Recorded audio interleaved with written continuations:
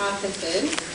This is the first of many evenings like this in the future for these meetings. We're really thrilled to be able to share our space with all of you.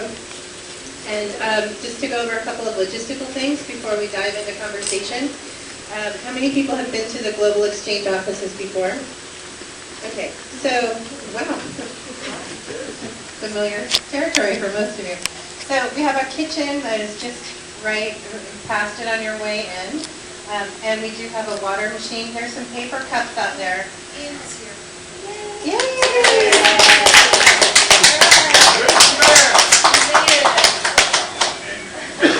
Wow. So, sorry. Hi, Ian. Now in the train.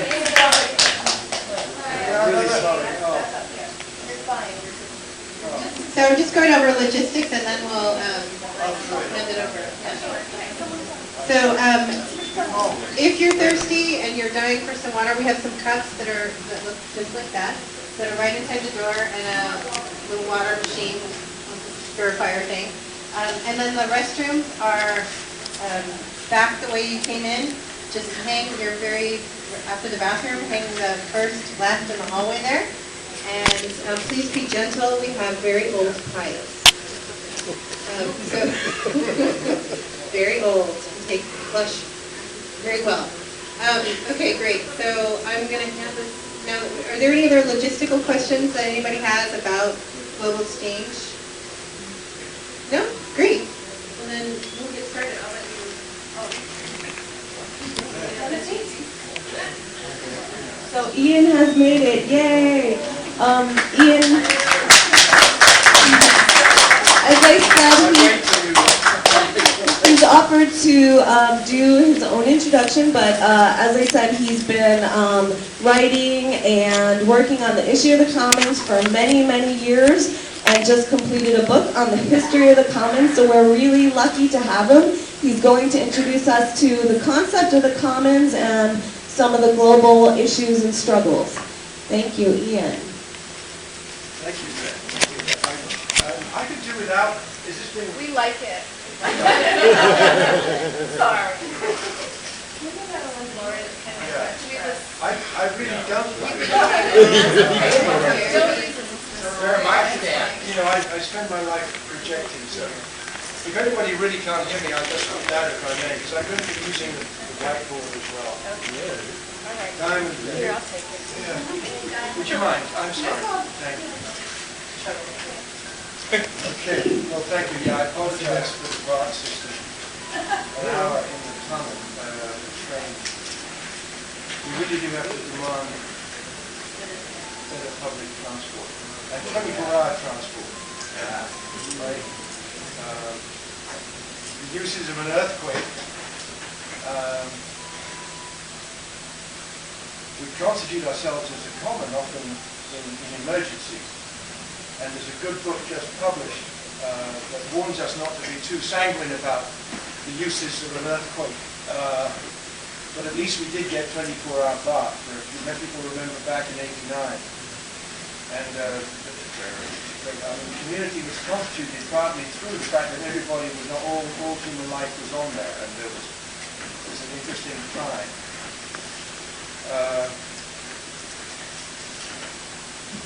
Yeah, let's calm down. Yeah. Oh, thank you. What was that? That was very helpful when that went down. What was that? Fan. comfort versus It's funny, I addressed the Occupy in London. I work half the time now in Europe on an archival project trying to salvage archives of the left. Our own history is being destroyed and assaulted. And of course, it only comes down in shards and fragments to us. And it's very difficult to recover the history of commoning, which has been the way humans organize themselves almost forever. The unhappy reign of the commodity and the valorization of private life, of absolute exclusion of others from private land and property, will not last.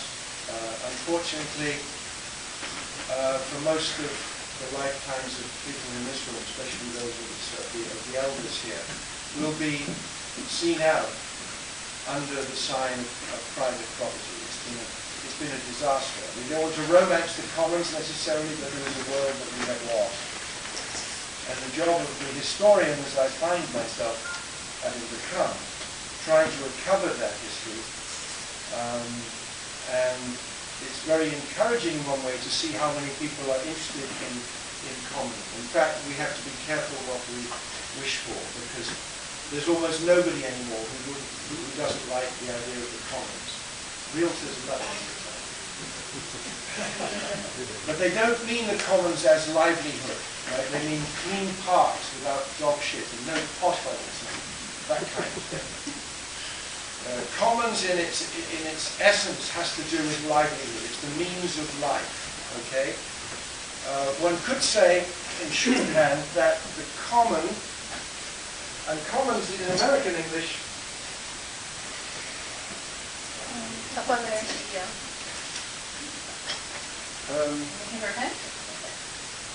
Yeah, I do a lot of graffiti, so I usually have something to... You think is that dry erase before you put it on our doors? Maybe not. I just think some of the things I'm going to say are worth preserving. Okay, so the common, very quickly, we've got a lot of business to get through. You could say the common is the anti-commodity, and that's why the commodity is an extremely difficult notion. And those of you who've read your Chuck Marx and Capital know that he regards it as the cell form of capitalism, full of metaphysical difficulties. And I would say also, conversely, the same is true, so that even though I'm going to go very fast in just 20 minutes, 15 minutes, just to introduce the key words that will inform our discussion, it's very, very complex. I would say just as the commodity form is as complex,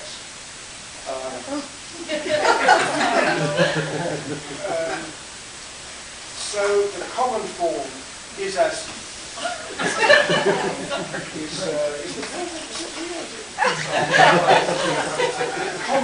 common form is multifarious and variegated. There are all kinds of commons. Let me just start with the original idea coming out of English social history. We need to understand the common in relation to commodity and the emergence of capitalism, which begins with what one might say the movement for the extinction of commons. And what do we mean by that? Essentially that means the cutting off of livelihood, the cutting off of commoners, of the people of the village or the region, from the means of livelihood. Okay? So that all you have is, I mean, to stay within the Marxian purview, is your labor power. Labor power.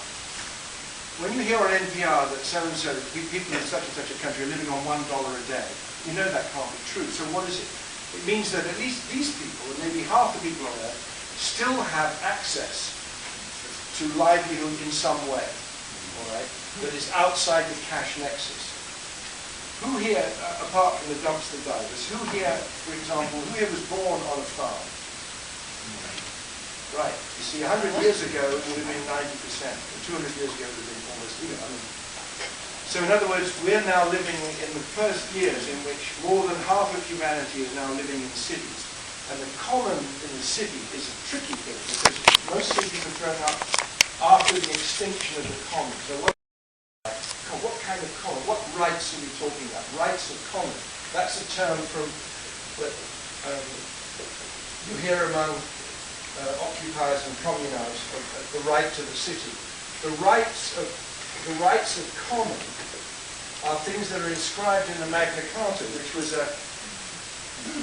Magna Carta. I want to commend immediately Peter Leinbaugh's great, which lays out this history of the extinction of the commons and seizes back the Magna Carta from the liberals and the right.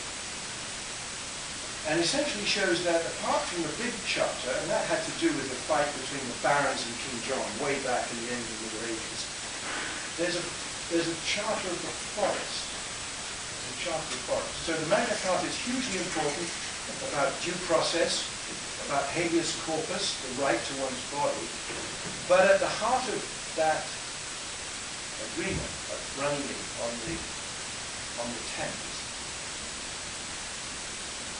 was an acknowledgement of what, using the old language, was the widow's estovers. What the hell is estovers? I'm just going to throw up a few names that show that these commons, and by the way, this is still the case for a lot of, half of the world still, eats outside the cash boxes completely, which is interesting. In that sense, they have a certain kind of self-sufficiency, and account is a communal thing. But estovers, there's a whole list of common rights that have been crushed and extinguished under acts of enclosure. So some of you will have heard this old term from British history, enclosure. We now know, for example, we talk now metaphorically about the enclosure of the airways. The 96 Telecommunications Act, those of us who were active in the resistance to that, knew what was coming down. We knew that the privatization of the spectrum was going to lead to a direct assault on that part of the spectrum that the COs in the Second World War, I don't mean the peace church people, I mean the anarchists to the left of them, Lewis Hill, Eric McKinney, Dick Moore, that when they started Pacifica, they knew that their chance was there, but only because frequency modulation had hardly been developed.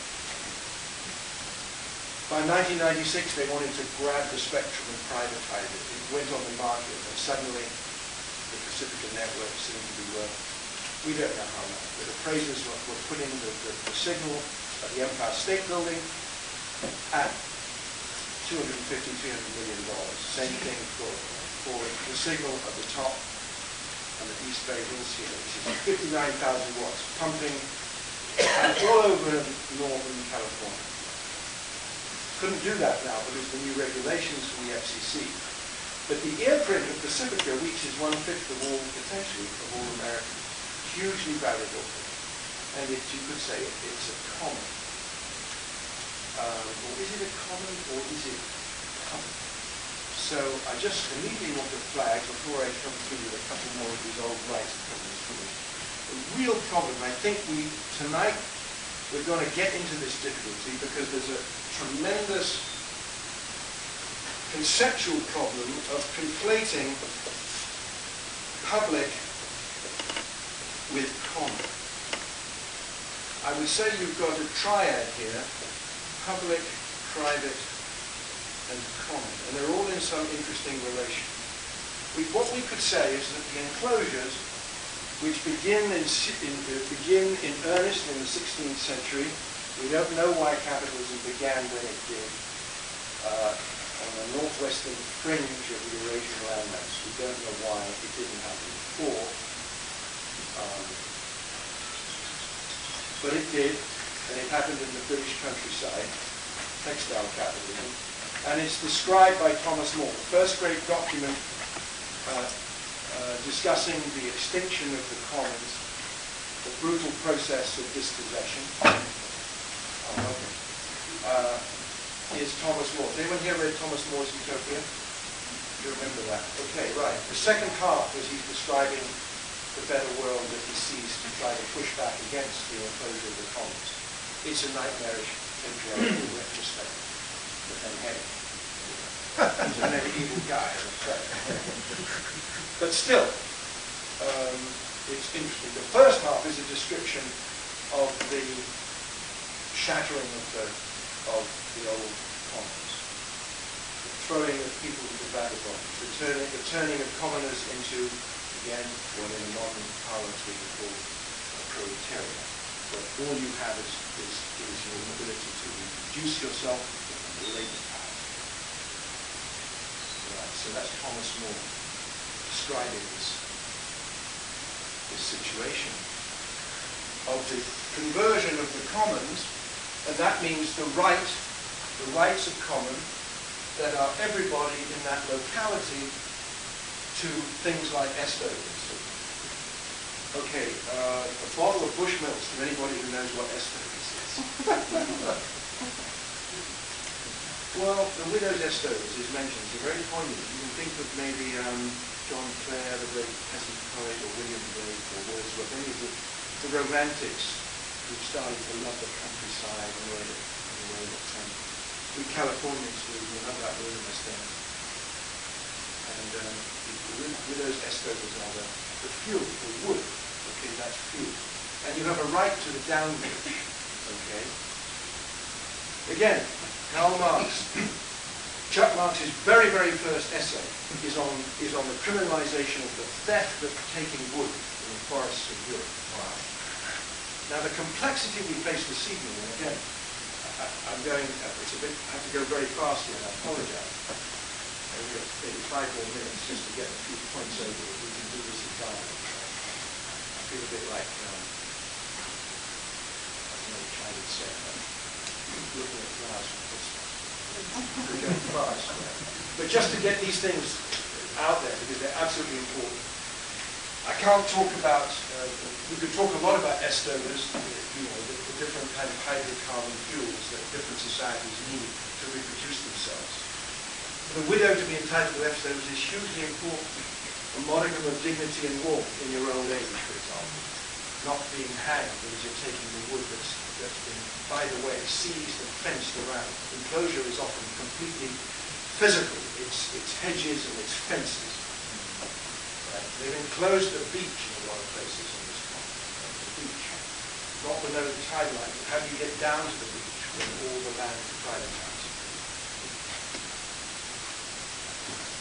When you fly over North America, you see the gridding out, this gridiron pattern. That's speculative. That's speculative capitalism at work, completely different to the actual land, the surface, the waters, the fishes, the forests. It's because this is fungible property. It's exchangeable as a commodity. Right? They don't care about the local conditions. Where I come from in Ireland, an acre was variable. It depended on how deep the soil was, how clarty it was, how heavy. A rich acre that was hard to plow and rich was a smaller thing. Okay, if it was sandy and it was a bigger thing. How is that for a speculator on Wall Street? Property of 35 acres for sale. Yeah, but again, in a weird way, it's kind of as abstract when you're flying over America, right? And here's a way to make this point. It's terribly important. I don't know the answer to this. I'm still struggling with this one. This nexus here. 2 points I want to make, and then I'll stop and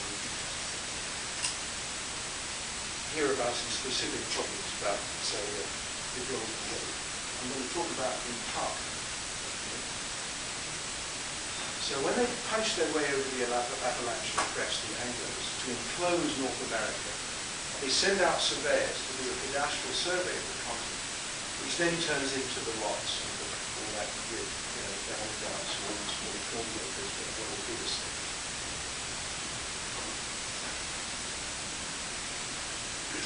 Turns out that Congress declares these remote parts of the continent.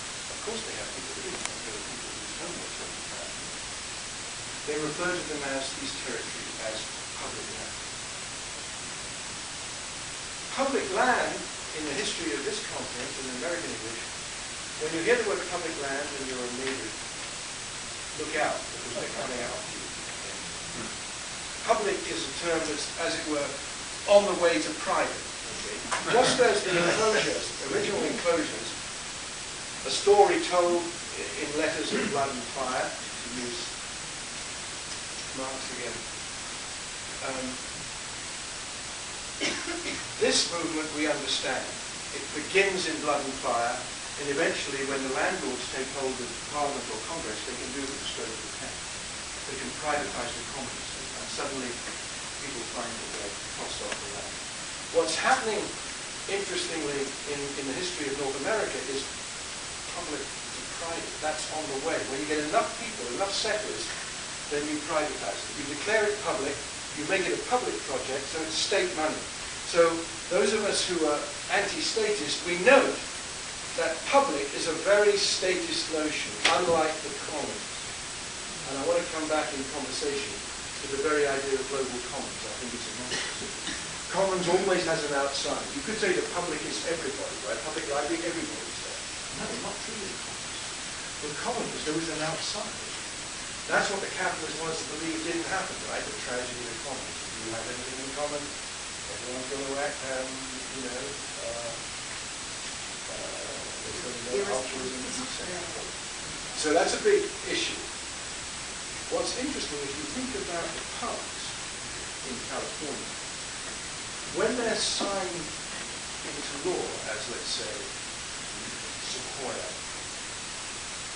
National Park, which was actually a way to get the Kauai communized, a story that was partly told in a book I recently published with several others called West of Eden, Communes in Utopia in Northern California, just out from Tian Press. The Kauai colony, only the post office survives now, but you can read about it in the old WPA handle. They went logging, but they were criminalized as soon as it became a public park. I mean, these were mostly white guys, a bunch of vegetarians at spelling appointments and other crackpots in San Francisco.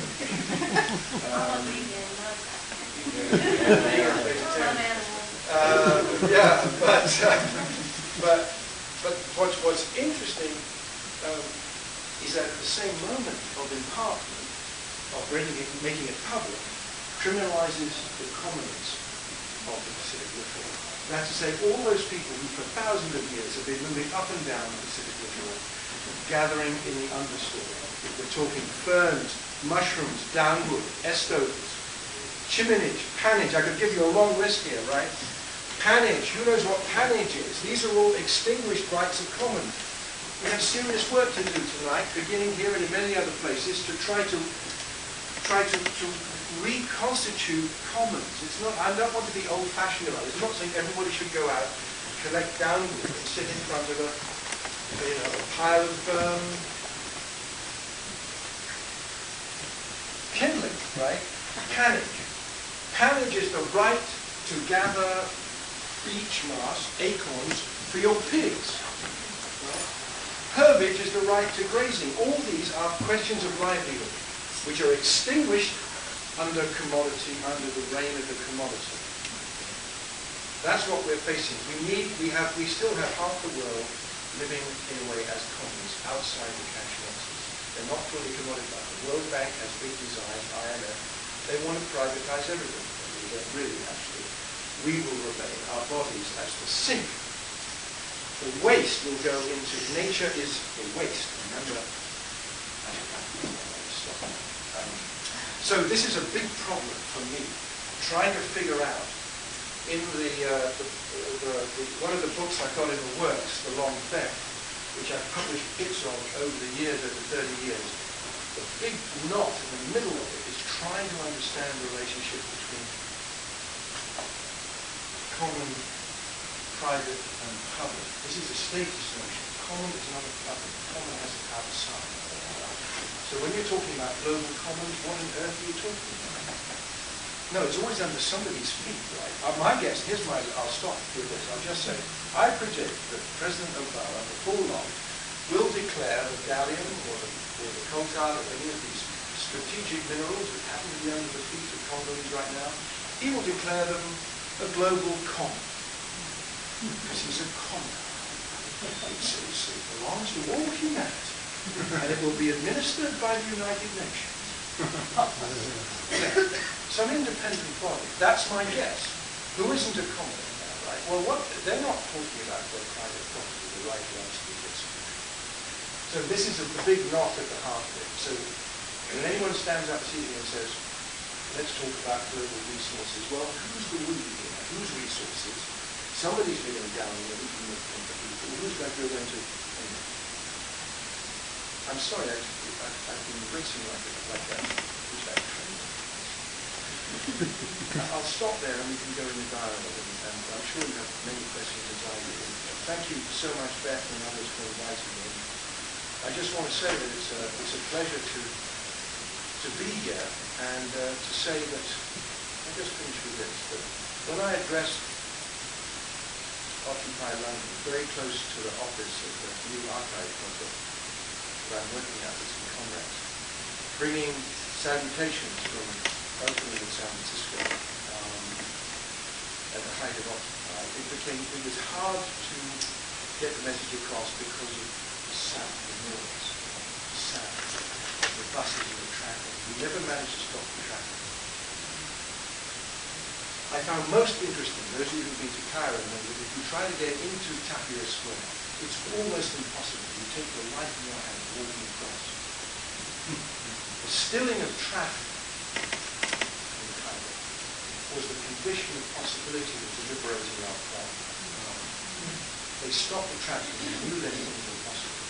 And then a few days later, when we heard, I remember hearing that, I heard it on the radio, the BBC, late at night, and I knew that the counter-revolution was starting because they said that the goons were coming back in their trucks and cars. You know, it wasn't so much they were coming with sticks and guns, which is the way it's reported. For me, it was the traffic. So the key thing is we have to make spaces for our deliberation. We have to connect.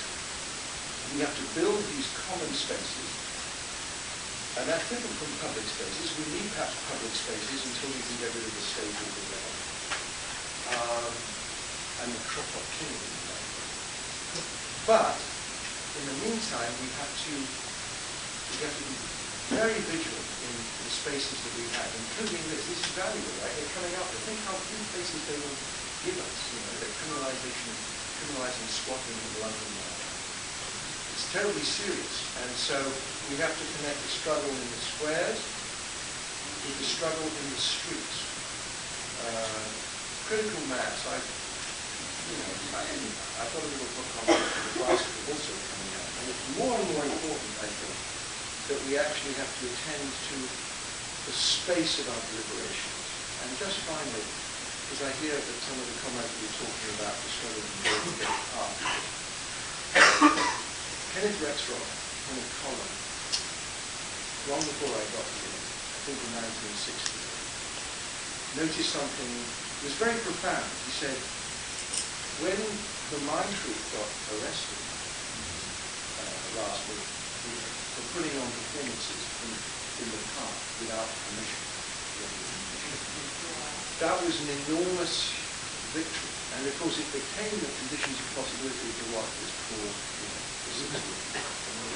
Right, so the struggle for the park, even though I'm saying let's not romance in Parkland, why? Because actually it was criminalizing the indigenous commons. But we've got to be dialectical in this, even though the people of San Francisco saved the Golden Gate Park from being privatized by Hearst and the other big capitalists for development. So we've got a lot of things to think about, and we've got to be quite clever the way we think about things. And I look forward to our conversation. Yeah, thanks very much.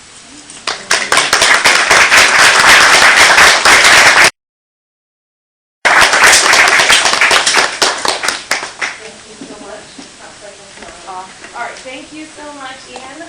Really appreciate that overview, and we'll definitely have to bring you back again for another forum.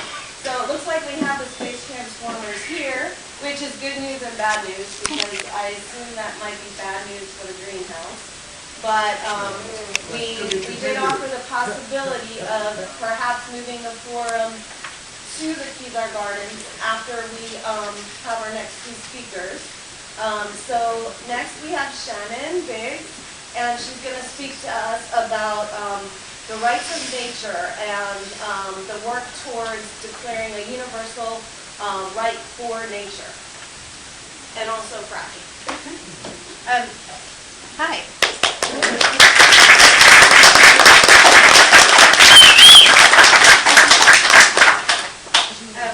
I'll stand for a minute. I'm super loving the conversation thing. but it's hard to see all of you from up here, so I'll just stand for a minute. I'm going to talk actually about the work that we do. I work here at Global Exchange. I'm a community rights director, and I work with communities to pass groundbreaking laws, local laws, that recognize and assert the rights of the community to make governing decisions about things that directly affect them in the place where they live, instead of corporations making those decisions on behalf of the community. So the ordinances do three things. If you don't want fracking or water withdrawal or some other harmful project in your community, what communities come up against is the fact that our laws actually enable corporations to come in and make governing decisions if they will. That corporation has a property interest in your community, and you can't actually stop them from doing this illegal activity, like mountaintop removal, which is perfectly legal. Blowing the top off a mountain forever is perfectly legal activity, and communities cannot say no. What we're told that we can do is regulate that activity to make it less bad, but also to allow, another way of looking at it, is to allow the harms to come in the first place, because that's what regulation is. How much harm from a particular activity can come in with regard to a specific activity. But as we all know, even in a perfect world where all of that were working, we'd still be pretty screwed using just the regulatory system. If we take a look at regulating environmental regulations over 40 years since we've had environmental regulations in place, we are worse off by every major indicator than we were 40 years ago. That doesn't mean that we haven't won things through the regulatory system. Global Exchange certainly works and has done a lot of work around this area to strengthen our ability to toe the line and hold the place. In fact, imagine where we'd be without the activities and the work of everybody in this room and everybody you know and every activist on the planet who's been holding that line. And yet, we have to admit that 40 years later, we're not where we want to be. That's a simple fact. And when we have communities, I mean, these activities where they're talking about climate change, what creates climate change, we're talking about really specific things that take place in a real place and time. So the things that create climate change, we talk about it as a global problem.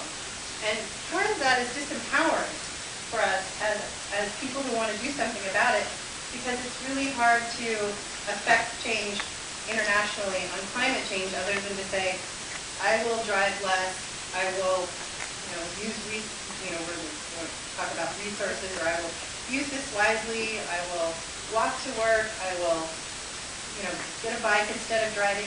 And all those things are important, but at the same time, corporations are completely digging out and excavating the entire planet.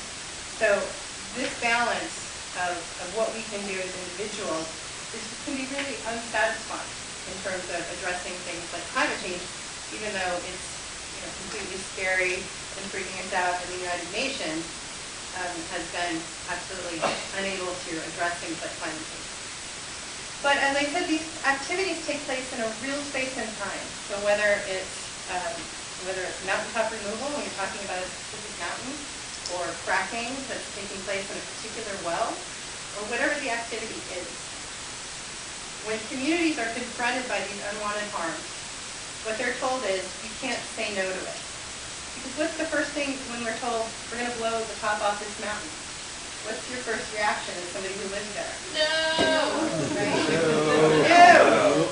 And yet, we're told that we can't do that. What you can do is regulate. So we're actually being, when you look at the regulatory system and who's being regulated, I think more and more what I hear from people is that the regulations are in place to regulate our activism and not so much to regulate corporations' activities.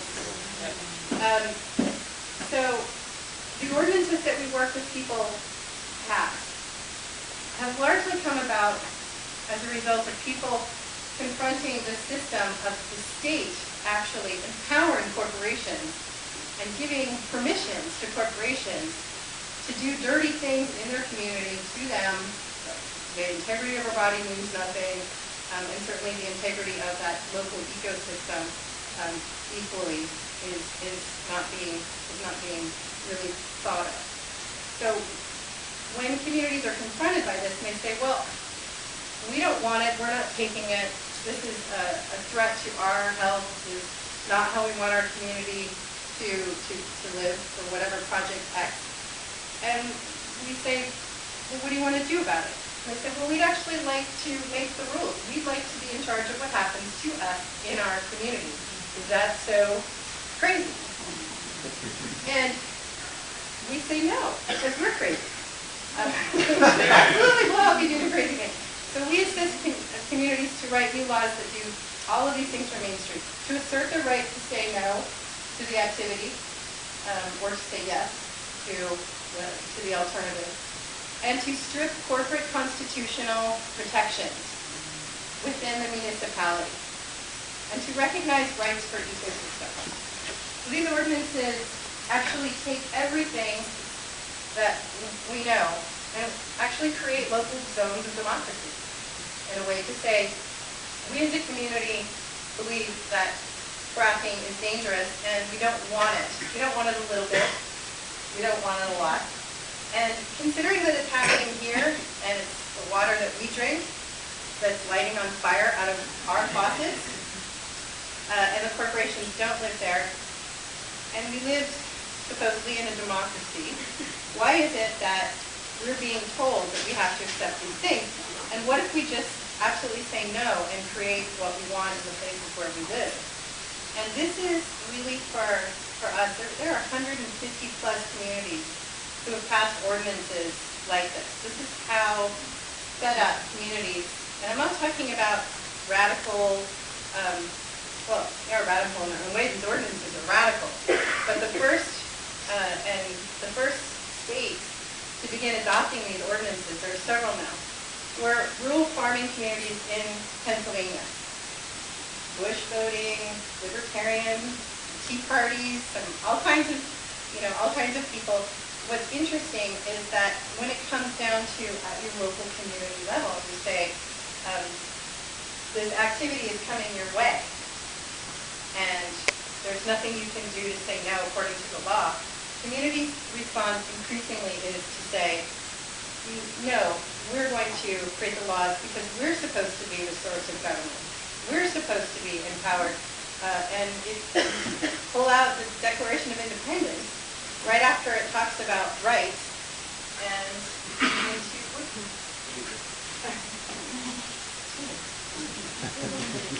okay, I don't want to. No, get rid of it. This part right here. So when we look at, what do we mean by rights? Because a lot of people say, well, that sounds great, but A, does it really work? And B, can we do that? And we have a big, that can we question comes up a lot. Will they let us?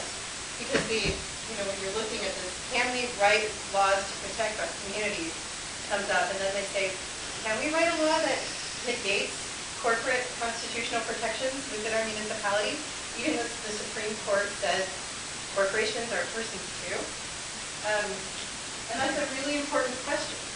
It's the same kind of question that when we wrote the Declaration of Independence, when we broke with England, not to go back too much in history, this was the question of the day, which is, well, can we create our own democracy and break with this country? The Declaration of Independence was the explanation. Here's what's happening. Basically what it says is that because you have ignored our rights, and that rights are higher law, you have forfeited your right to govern. And that government belongs to the people, and when it fails to uphold rights, that we have the obligation to change government, to enact new laws, and from time to time, we have definitely done that. We have movements of rights in this country because the Constitution embodied slavery, which was definitely, it okayed it. It made it okay. So when the abolitionists went to see themselves in the Constitution, or look for slaves, and said, what does it make you if you're a slave? What are you? What is a slave? Property. Property. What were women before they were seen in the Constitution? There were corporations, by the way, once upon a time. They were also property. So when we look at, we have the conversation, and I teach these democracy schools where we talk in great ways, technology, over a weekend about rights. But the difference is, sometimes when we talk about rights, and I think it's the same when we talk about the commons, we have a lot of mixed messages, because on the one hand, there's the idea of rights come from the higher law. You can call that whatever you like. On the one hand, whether it's nature, whether it's an entity, but rights come by virtue of being born, which is what we have in the Declaration of Independence, that the purpose of government is to uphold and protect those rights that we have inherently. So that's the one definition of rights. We like that one. And we're going to go. And this idea that by virtue of being born, I possess the right to clean air, and that I'm not waiting for somebody to hand me a piece of paper that says, oh, you can now enjoy clean air from the government. And by that standard, slaves always had rights. They were always rights holders, but it was the government that denied those rights, which is a really important distinction. Because if we say that rights come from the government, and then it's like a piece of paper being handed out, that's a really different conversation in terms of rights are granted versus rights are inherent. And this definitely changes this idea of granted rights. We live by that often. So when people, even though we may agree with this version of rights, when it comes down to it, people say, well, can we do that? Can we write laws that negate corporate constitutional rights? And if we say, well, if by that nasty activity, whether it's fracking, water withdrawal, whether it's mining, whatever it is, if that is violating the rights of the people who live here, do you have the right to change that law? And that's what 150 plus communities, and more every day, are coming to across the United States. In addition to looking at ourselves as rights holders, individuals, the work around rights includes a very different definition of nature, of ecosystems. And the idea that when we talk about our rights, I mean, I have a right to a healthy environment. That's my human right. Right to clean water, that's my human right. But what about the right of the river itself? What about the right of the river to flow and the fish to spawn and that ecosystem to be whole to the point where that ecosystem can regenerate its vital cycle? And if we talk about this idea, and we can certainly debate this later on, but I'm just going to talk about the work that we do in terms of rights and the finer points of really understanding rights as something that we talk about that we're born with. And if we are creatures of nature, then by virtue, all living things, also the ecosystem itself has rights. Which isn't to say, we're talking about chopping down a tree, do I need to get some kind of permission on my property? I want to chop down the tree on my property. Well, property is a piece of paper. It's a permission. It is a privilege. The ownership of property can be looked at as a privilege. Certainly not everybody has it. Certainly not everybody has it equally. So if we look at the notion of property as it currently exists, you buy something, you buy a piece of property, but you've never had the right to destroy an entire ecosystem on that piece of property. we talk about property rights that way. We talk about, well, surely you can clear cut entire old growth forest because you've been given this property right. Given, meaning granted by the government. And so when we talk about the work that we do around nature, what happens if nature itself can go into a court of law and sue BP for full restoration of the ecosystem to be made whole again? Because right now, in the eyes of the law, nature is like a slave, in the sense that it is property. And the only people who can come forward when there's been this damage are people who have a property claim. That their property has been damaged in some way, much like a woman once upon a time. If she was raped, it was her husband that went to a court of law. It was her husband who had a property damage. Meaning, if we've shown, my wife has had her damage, he's the winner of whatever that settlement is, because that property belongs to him. It's the same when we're talking about rights of nature, rights of ecosystem. And when we talk about how change happens, the very first communities in the United States, and in fact the world as far as we know, that recognized rights for ecosystem was in conjunction with one of these ordinances that I was talking about in a really small town called Tamacoboro, Pennsylvania.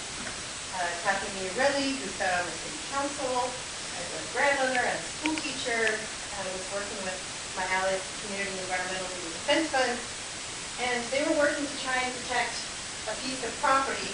I mean, here's their municipality here, and they wrote a law talking about their community rights healthy environment, and what they were trying to do was block they were dredging all these, the Hudson Bay, and all that dredge. They were an owner of a mine right next to town. Said, yeah, you can dump all that PCB and all that other stuff right here on my property. And the community said, but all that stuff's going to leach into our groundwater. It's dangerous. It's right by the school. It's toxic. And so with the ordinance, they said, well, how can we make this ordinance put a stop to this project that's happening right outside of town? And they said, well, the ordinances for community rights don't actually affect that. But if you include rights of the ecosystem, what that means is that the flora and the fauna within the municipality actually have legal standing in a court of law, and we know that this nasty stuff from this mine will leach into the municipality, into the water. It'll be found, you can't contain it right here. We know that's not going to happen. So what this ordinance did by recognizing rights for nature is to say, if we find in our water, in our soil, your crummy BTBs and other things, we are going to, on behalf of nature, we can sue you. And it virtually stopped this from happening. For now, certainly moving into the future, we expect these ordinances to be challenged, but there hasn't been yet. Partially because these ordinances which negate corporate rights, and in every place in the 150 communities where these have been passed, not one teaspoon of toxic sludge has been spread, not one drop of water was withdrawn from the aquifer, and none of these PCBs got located here in the site of Tamacoboro. That language from Tamacoboro is a town of, I think it's 2,000 people? 6,000 people? Sorry, 6,000 people at Tamacoboro. And Kathy Miarelli, who spearheaded that. Another 6 ordinances like that were passed in nearby communities to stop one project or another. And then Ecuador heard about this work that was being done. And Ecuador was revisiting their constitution, as some countries do from time to time. And yeah, imagine that. What would that look like? And so when Ecuador adopted, they said, we want to see, is this actually actually happen somewhere. I mean, we have lots of understanding about rights of nature. It comes from our indigenous heritage here, and if I had neglected to mention it, a lot of these rights of nature laws in particular have their roots in the understanding about more holistic approach to what is the appropriate role for humans within an ecosystem. We are not above it, we are not owners of it, we are a part of it. And no more can we, okay. So from there we see this going to Ecuador. They took that language, they added a few other things, and put it into their constitution. Bolivia has now created some laws. And very exciting, in New Zealand, they've worked, I don't know how many people have heard of this, to grant rights to the river, which means that there are indigenous mayors working with governmental agencies to say, what does it look like when we live within the biosphere? What does it look like to take and borrow from the ecosystem and leaving it intact for us, for future generations, to live responsibly within it, and to protect really and secure our own rights as human beings through this idea. So we've seen this idea and how it grows. We talk about 150 communities, sounds really small, but these ideas have been hitting targets all over the place, and some that we don't even know about because of us working on these ideas. My work here in California, we do a lot of this work internationally to promote rights of nature, and we have a book that we put together, presented to the United Nations with a lot of famous activists that you'll probably recognize in here. We have 2 reports that come from this book, which you can download for free on the Global Exchange website. Rights of Nature. The book is Rights of Nature, the Case for the Universal Declaration on the Rights of Mother Earth, which is something that also came out of Bolivia and the conference in Cochabamba. And I really want to leave that there for a second because I have 2 minutes to talk about fracking. Uh-oh. I can do it. Yeah, for a minute, I can do it. In fact, I'm only 67, just telling you about how I do it. So when we look at these ordinances and we look at this movement for rights, it is a movement for rights. When we come and encounter people in California who say, we have a fracking problem, or we have a water withdrawal problem, when we break it down, we say, actually, I don't think you do. The problem isn't fracking. The problem isn't even the corporation doing the fracking. The problem is that we do not have currently possessed we have the right. We're being denied the ability to protect ourselves and our ecosystem and to define what is an appropriate role for corporations within our community. I personally, I don't want to make my own bicycle or toothpaste or any of those things. I think that it's okay if corporations want to do some of those things. In my world, that's all right. You may have different ideas. But I don't want them to have the say over what my community looks like. So in California, when communities say we have all of these various problems, and so let's just take a step back, because the issue is that if we had the right to make governing decisions, and you could pass a law that said no fracking here, that would be it, period. Done. Democracy is beautiful. So the issue is really reframing something into terms of rights. And when the calls that I get from communities all over the state, are about whatever, some particular problem they've now become an expert on, and they want to tell me all about fluoridation in Watsonville and all of these things. And when it comes to fracking, the calls I got were a little different. The calls were like, I think fracking is happening here, but I don't know. All throughout the state. And that is because here in California, we are about to experience, we've already begun, the fracking boom. We are one of the largest oil and gas producing states in the country. And there are something like, there's this little article here in this newsletter that will give you sort of a lowdown on fracking that I wrote, which is basically says that there are 830,000 oil gas wells across the United States. And one more minute? Okay. 90% of which are being fracked. 90% of which. In all of those places, and how many people know what fracking is? Anybody who doesn't, like, would love me to just explain really quickly what fracking is. I don't know what fracking is. Awesome. So, fracking is essentially, if you take oil drilling to its extreme, we've never been able to go this far, this deep before, but it's the Halliburton. We now can, for new technology, which allows us to crack through the shale and go another almost like a mile deep.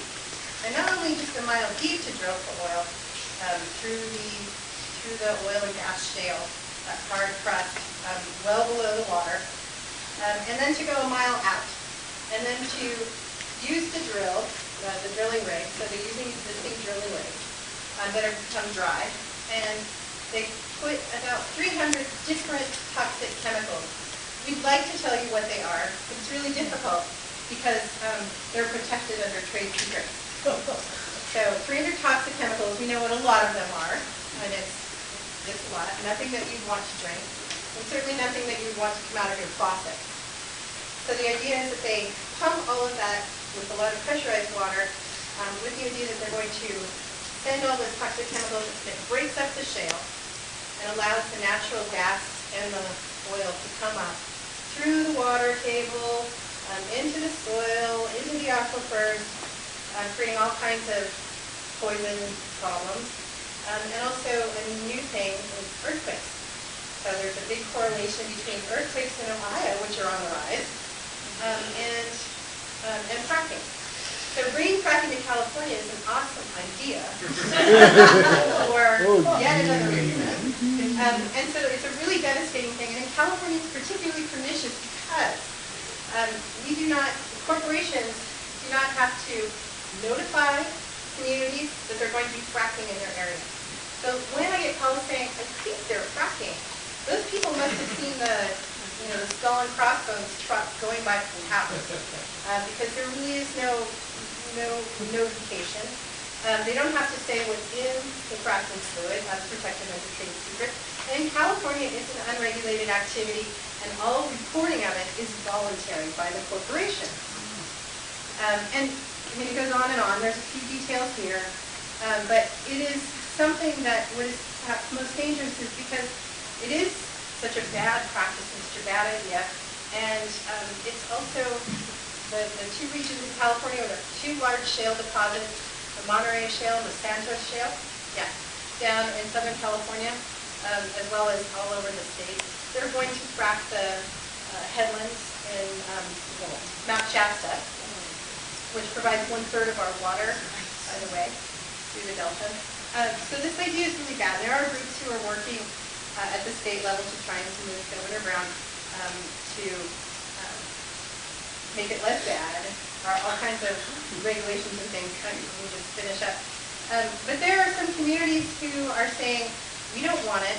I'm not waiting for the state to regulate it. There is no state fracking, and we want to pass a law in our community that says no to fracking. Pittsburgh, Pennsylvania passed the first such rights-based ordinance to assert their right to say no to fracking, to also say that within this municipality corporations, we don't recognize their right to frack. And we're recognizing the rights of ecosystems. And a dozen other communities have followed suit. And the work that I'm doing in California, no matter what problem you have in your community, you can call me up and we talk about it. But fracking is a particular focus because 63% of people in this country and in California don't know that fracking exists or what it is. So this is a very educated group. So I will leave it there, and thanks so much.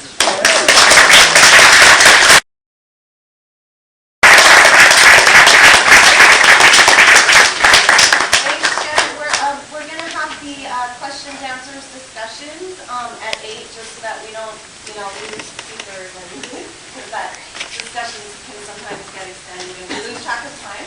So I hope that's okay with everyone. That was really exciting to me, the work that they're doing on the rights of nature, and really inspiring. So we're excited about that. Just for the space transformers, I wanted to repeat the announcement that we couldn't get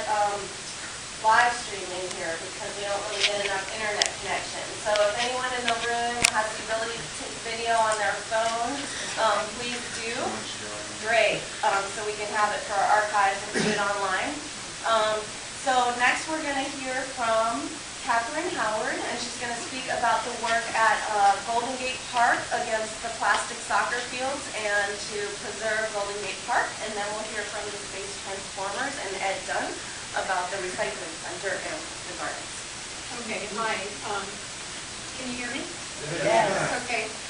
My name is Catherine Howard, and I had to talk about tonight. One is about the beach chalet soccer fields, which I think I'll do first, and then I was also asked to talk about Reckin Park and how Reckin Park is functioning in the city, and I ended up with 5 pages. So I think I'll do beach chalet first, and then I'll start the other, and then someone can, get me off the stage. But we've heard enough about that. You all have these postcards that we brought in, because we're going from the theoretical to the activist here. And we have a lot of cards. I'm going to put this up so I can slow it down. Oops. Okay. So basically, does anybody here who's never been to Golden Gate Park? Golden Gate Park was created over 140 years ago. And the whole design concept of Golden Gate Park is at the eastern end of the park is busier, it has more activities, a lot going on, and if you go there now you'll see the museums and things like that, and all the activity. And then as you go towards the western end of the park, it becomes quieter and more forested, and this is the plan for the park. This was McLaren's plan, and it was William Hammond Hall's plans. William Hammond Hall was the surveyor who laid out the park, and he actually planted the park. He was the first person who did that there. So what's happened is that there's a master plan, which I'll give you back. This is the Golden Gate Park master plan. This was written in 1998. It was completed after a 10-year civic process. It has its own environmental impact report, and it has lots of maps and everything, but what it really establishes is the fact that the premise of Golden Gate Park is that it is a sylvan refuge for the people of San Francisco from the pressures of urban life. And 140 years ago, when it was surrounded by sand dunes, they knew that the grid that we talked about was going to expand out with a private property, and this was set aside for people. And you're welcome to look at that. And what's happened now is that there is a project proposed for the western end of the park, which should be the most quiet, the most wild. I know it's an introduced planting, but it is part of the park. And that's right out here. Should I bring this back for you? It's perfect. He's on the phone, so we'll worry about it. So this is the area we're talking about, the beach chalet athletic fields. This is what they look like today. It's basically a meadow that's used for practicing soccer and lacrosse. In the 1930s, the area was cleared of vegetation because that was when more active recreation became popular, and it's been used for sports since then. It is in a meadow. It has over 80 species of birds that have been identified by Audubon there, and it is right next to Ocean Beach. The project that's planned is this. This is 7 acres of artificial turf. Artificial turf is gravel. You dig down a foot, you put down a gravel base, you put down a plastic carpet, and the plan here is for ground up used tires, which have all kinds of stuff in them for infill. And the other thing that they want to do is they want to put in 150,000 watts of night lighting right next to Ocean Beach. The pictures on the right, the top one is a picture from the beach looking back at the Beach Chalet restaurant, and the text shows where the lighting will go. And the other lights are from South Sunset playing field, if you're familiar with that, out on Alona around 40th. South Sunset has 1/3 the lighting that will be at the Ocean Beach Beach Chalet soccer fields. This is a picture of the lights. They're going to be 60 feet tall. They're twice as tall as the trees that separate the beach from the ocean. So when you go down to Ocean Beach to watch the sunset, which I think is everybody's favorite place, and you're there and you're enjoying the sunset and it's starting to get dark behind you, all of a sudden, like the mothership landed. People go to Ocean Beach to not only see the sunset, but to enjoy the fire rings in the dark and to look at the stars. premier stargazing area in the Bay Area. And when you go up there, you go towards the south. Somebody's shaking their head so you know about this. You look toward the south to see most of the stars. What's going to happen with these lights is that because we have something called fog in the western end of the city, the lights are the reflection and the dispersal of the light by the water particles will be 10 to 20 times brighter than now. So on a foggy night with the lights, you'll have this glowing cloud over it. I was very interested in the rights of nature talk because I was thinking, how can we kind of work this in? Because this is habitat for plants, habitat for animals, and habitat for people too. And there's an alternative location. If we have to build it, there's another place where they can build it. So this is what we've been working on. And this is our latest thing. We've appealed to the Coastal Commission. We have not had success within the city government, I think, for political reasons. But the Coastal Commission is listening, and because it's statewide, we hope to have more of an impact. So we're asking people to fill out these cards. You can give them to me today. Take a bunch home. Give them to your friends. If you want more, contact us. I just ordered 3,000 more, and I'd like to see all of them come back to us. So why? This project, we've been working on this for 3 years, and we have over 20 organizations. We have Sierra Club, we have Audubon Society, we have Coalition for San Francisco Neighborhoods, which is actually a rather conservative neighborhood group. Nick might disagree, but that is also working with us because these people all value the parks. We have neighborhood groups all over the city, but we have not been able to get through to Rec and Park. So the second part is I want to talk about is Rec and Park today and what it is and why it's having an impact on our public land and our parks, which are so important to those of us who live in the city. A few years ago, Rec and Park was told to cut back on spending. And I was at a Rec and Park Commission meeting where the general manager came in and said, well, we've been told to cut back on spending. And I just went to New York City, and they must have a label on every thing for donors, and they're raising all this money. And we're going to commercialize, and we're going to raise money, and we're going to do this, and we're going to do that. And everybody in the audience is sitting there like, what? I mean, just our jaws drop. This was a unilateral decision. And that was the ball, and they took it, and they've been running with it. There was no public discussion. I don't think anybody here voted on this. And this is the decision.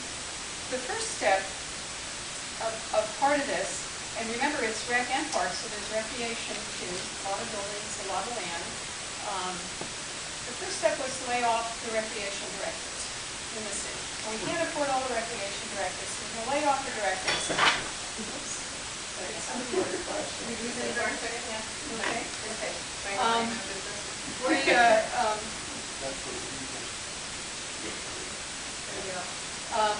So they laid off all the rec directors, and then they hired back some of the people. And it was very sad. I went to the commission meeting where people who had been rec directors for 20, 30 years came in, and they had to say what a great idea this plan was. And it was obvious that they had been threatened and humiliated into taking this position. So they laid off a bunch of rec directors, and then they hired a bunch of people who work just a few hours a week. And if you're in personnel and HR, you know what this means. No benefits, you can be fired at will, all this other kind of stuff. So this was the plan. So they did that. And then second thing they did was then they closed the clubhouses because they said, ooh, we don't have rec directors. Gosh, we can't staff the clubhouses. So we're going to have to close all the clubhouses. But gosh, we can't let all these properties remain empty because there will be vandals coming in. So we're going to have to fill them up. And what we're going to do is we're going to lease them out.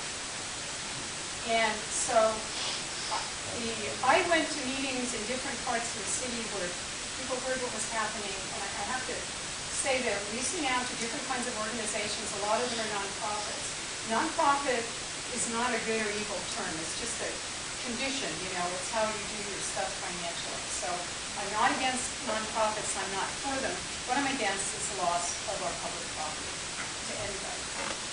So what they did was, one extremely interesting meeting was Laurel Hill Clubhouse. Laurel Hill is in Laurel Heights. You know where Laurel Heights Shopping Center is in Sacramento. Very, very nice neighborhood, very high-end neighborhood. A cute, tiny little clubhouse with a playground next to it. For years, City College of San Francisco had had an early education program there. They had their students go over, they educated the parents, so you could reach many children at a time, more nodding their heads. It was good for the students, it was good for the parents, it was free. What a great use for a clubhouse. This is a little tiny clubhouse.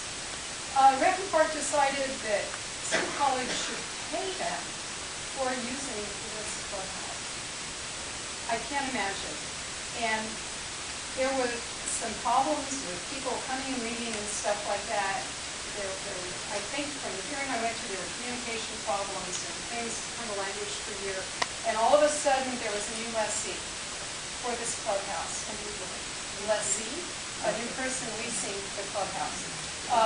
The program is Language in Action, and they are a kind of preschool daycare program, bilingual for children. Well, that sounds good. They serve maybe 20 or 30 children a year. They pay for this clubhouse, and by the way, I want to tell you, the city maintains the clubhouse, they maintain the garden, and they pay all the utilities for this clubhouse.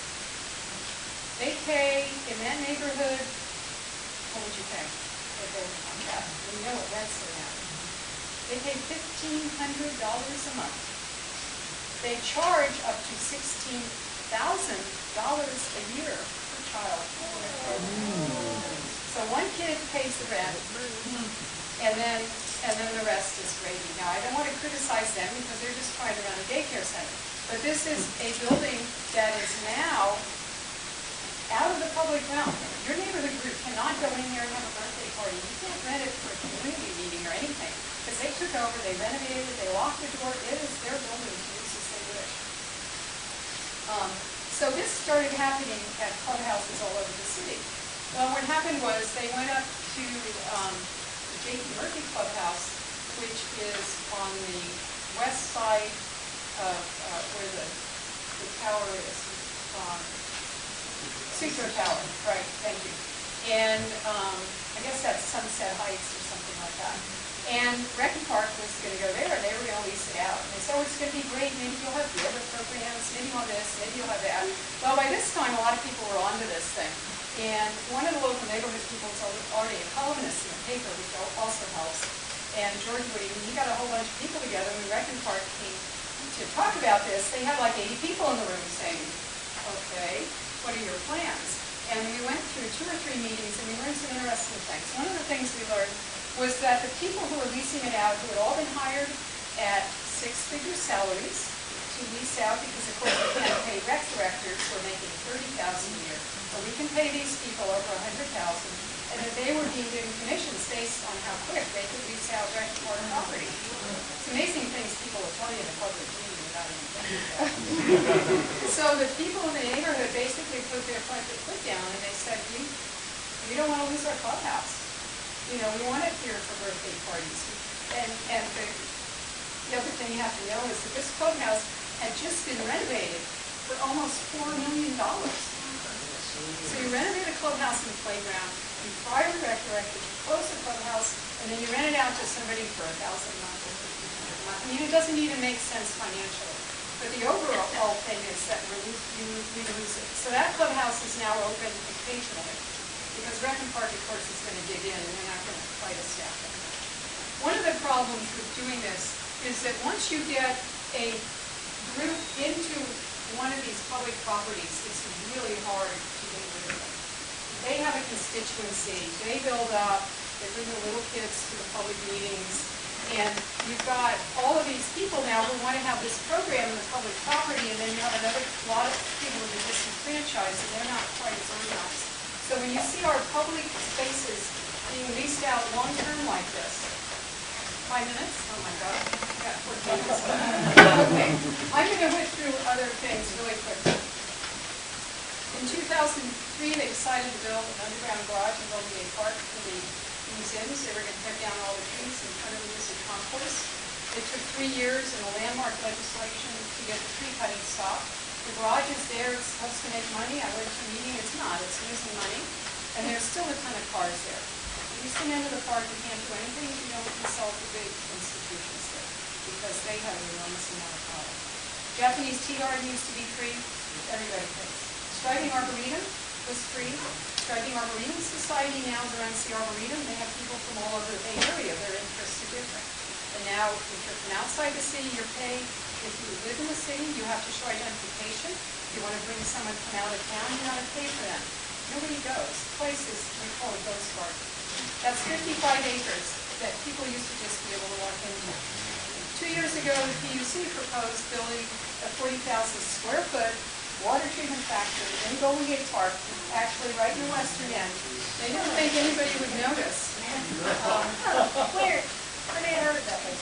Yeah, there used to be a sewage plant in the master plan. It says, take out the sewage plant, if you have to build anything there, put it underground, not above ground. But they were going to do it, and Rec and Park said, hey, no problem. Because Rec and Park is not a steward of our land. So we had a whole bunch of people got together, we went to meetings, we found another location for it. It turns out that there's something in the charter that says you can't build non-recreation buildings in the park. However, Rec and Park person, one of the 100,000 plus people went to the meeting and said, well, it's water treatment and you water the plants, so we think you should build it in the park. Well, you could build a car factory, you could have an oil refinery, you could use that basis for everything, you could build anything in the park. There is that complete lack of respect for our public land. We stopped that because the PUC listened, and they get a lot of credit for that, and they found another location for it. One of the other things I left out about the city fields, fields use is that part of the artificial turf is being financed by the City Fields Foundation, which is financed by the Fisher Brothers. And if you're familiar with the CEO and their efforts to build a museum there, it's the same family. If Dad was the museum, this is the sons. They've done some other good projects in the city, but they were kind of toned out when it comes to parkland and habitat and historic preservation. Other things are happening now. Golden Gate Park is fenced off for weeks every year for concerts that bring in a lot of money. And that could be a problem. However, you'd think that would make other events remain free, but it doesn't, because there's the Power of the Peaceful concert was canceled because they cannot afford the fee hikes. Jerry Garcia Amphitheater in McLaren Park has had problems. The neighbors, they used to have a lot of neighborhood events there, but it's very expensive now to have an event. And they have some events going out of town. Rec and Park not taking care of properties, there was about a measure to protect the tower. That was done because they weren't taking care of the murals. They had lots of people renting it, they're taking the money, but they're not taking care of it. And just this last month, the Fly Shackle Pool House burned down because they didn't take care of that building. That is such a loss. It's a magnificent building. People wanted years and years for that to be taken care of. They could have even made money off of it. Coffee shops. So the only thing left out there now is a parking lot where we had the magnificent Fly Shackle Pool years ago. I mean, you can't sense history from a parking lot. I'm sorry. One thing I would like to get through, if I can, and that is the reason that all of this happens at Rec and Park. If you go to Rec and Park Commission meeting, and I know that people from Hank-A-Doodle can remember this, you go in and they have a discussion, they throw upon the public comments, and then the commission votes. The commission voting is something like the president is saying, all in favor, aye, all opposed, okay, pass. First of all, you're supposed to do a roll call, but there's never any dissension. So a few years ago, we decided to try to have a charter amendment. The reason is that the mayor appoints the general manager. The mayor appoints the Rec and Park commissioners. What is wrong with this picture? There's no balances, there's no checks, there's no oversight. It's all the same body of people, and it doesn't matter who the mayor is or anything, it's all the same thinking. So if you have developer think, that's what you're going to have with the commission. So we wanted to have a different way to appoint the Rec and Park commissioners, and we did a lot of research, and we researched 130 consecutive meetings, and we found that of 127 of them, every single vote was unanimous. If you go into planning commission, other commission meetings in the city, this is extraordinary. These people all agree with everything. That's because a lot of them, they're just there to agree. And we were not able to get that, but a charter amendment to change that is really important. We tried to talk about this. We had a presentation at the Commonwealth Club, and we got it all set, and we were going to talk about Golden Gate Park and history, and we had the conservation director from Albany. We had Jim Chappell, who used to run Spur. We had someone from the National Trust. We had George Whitting, the columnist. And Redmond Park contacted the Commonwealth Club, and they said, you shouldn't do this program. The Commonwealth Club is free speech. And they said, what? No, these people are not reliable. They said the conservation director for the Audubon Society is not reliable. The National Trust, Jim Chappell, I mean, what are you talking? I mean, maybe if I was on the panel, they'd probably tell you that thing. But they went through and they tried to pressure them not to have a program. They said a lot of really nasty things about us. And what they didn't know was that they put it in an email and we had emails. So what we did was we did the program. We invited the Recon Park Commission president to attend as part of our panel, and he did, and we have that all taped, and it's on YouTube. You might want to watch it, it's very interesting. To the point where he says that the reason that the commission agrees with the general manager so much is because he sits down with the general manager and they decide what's going to happen to the parks. He actually came out and said that. So what we did after this whole thing was over with was we requested, we put in a sunshine request. Remember we used to have a sunshine task force? We kind of got rid of it. We put in a sunshine request for the emails, and they said, no, there's no emails. And yes, there's no, yes, no. So then they kept saying, there's no emails, there's no emails. So then we went and we said, we have emails. Oh, those emails. we didn't save them. Well, that's illegal. And so they have now, they're supposed to go before the Ethics Commission, but guess what? The Ethics Commission never meets and talks about these things. And I'm probably out of time. I just want to say that this is what we're working with in terms of the department. We have tried to meet with them. They refuse. We've run commission meetings. We've tried to talk to them. It's very difficult. So the only thing we can do now is we're taking this particular project to the Coastal Commission. And by the way, the city said, oh, you can't. You can't go to the Coastal Commission. And the Coastal Commission went back and said, they can do it. They can do it. It's in the coastal zone. So the city even tried to tell us that we couldn't do it. And this is where we need everybody's support. We need you to fill out the cards. We need you to get other people to do it. This is the line we draw in the sand for our parks. We really, really have to protect Golden Gate Park. And thank you very much for listening.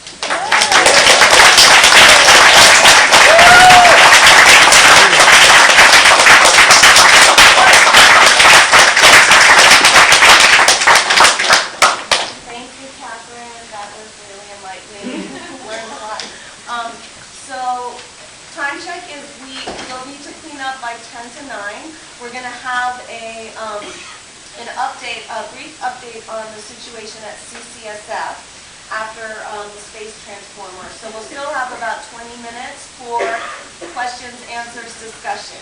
So now we have the space transformers. We have Kelly, Ryan, Mr. Alex, Winsong, and whoever else wants to speak. And we have Ed Dunn from the Kezar Gardens Recycling Center, the 30-something, 40-year historic grassroots recycling center. Okay, 38 years, so.